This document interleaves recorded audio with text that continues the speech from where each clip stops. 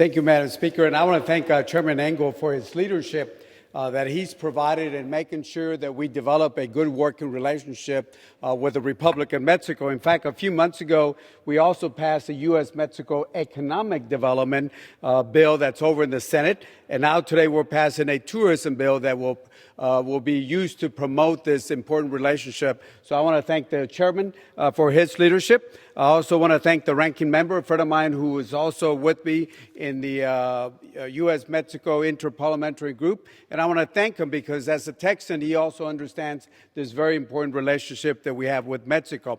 I also want to thank the majority staff and certainly the minority staff of the Foreign Affairs because they get it. They understand the type of legislation that we need to have to improve this relationship that we have with the U.S. and Mexico. So I want to thank both staff. The relationship with Mexico is very important. Let me first talk about trade. Every day there is more than $1.7 billion of trade between the U.S. and Mexico. That's over $1 million every single minute of the trade that we have between these two countries. If we look at the more than 5 million jobs that have been created because of the trade that we have with Mexico, it's important that we nourish this relationship. So it's not only the trade that we have, the commerce that we have, but it's certainly also the tourism.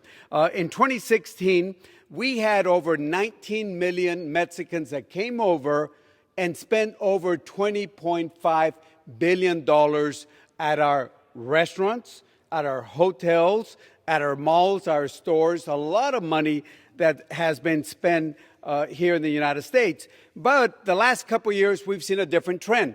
While international tourists arrival in the U.S. have totaled 79.6 million visitors, which has been more than almost a 5%, 4.2% increase, the tourism from Mexico has actually decreased.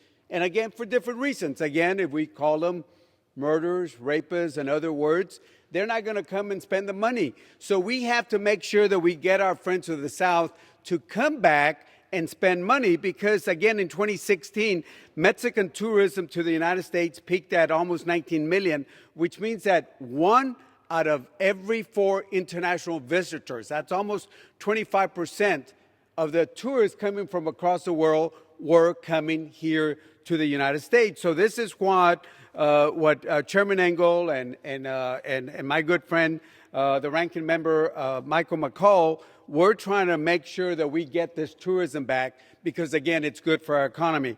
What does this bill do? It's asking that we focus on doing a couple of things. Have the State Department develop a strategy to expand this bilateral tourism with Mexico, encouraging collaboration between government and non-government entities, making sure that this strategy is at the highest level, which is, again, at the high-level economic dialogue platform with Mexico, and making sure that the Mexican government is involved. And I've spoken to some of the Mexican congressmen that we met last time we were there, like, for example, Congressman Luis Alegre from the Cancun area. They know that this this tourism business is very important. So, again, I want to thank the chairman. I want to thank the ranking member. And, again, I want to thank the staff for putting this bill up. So again, I urge my colleagues in the House to pass this measure, which again will return the economic benefits of bilateral tourism with Mexico, again, to our U.S. businesses and entrepreneurs. And with that, Madam Speaker, I yield back the balance of my time.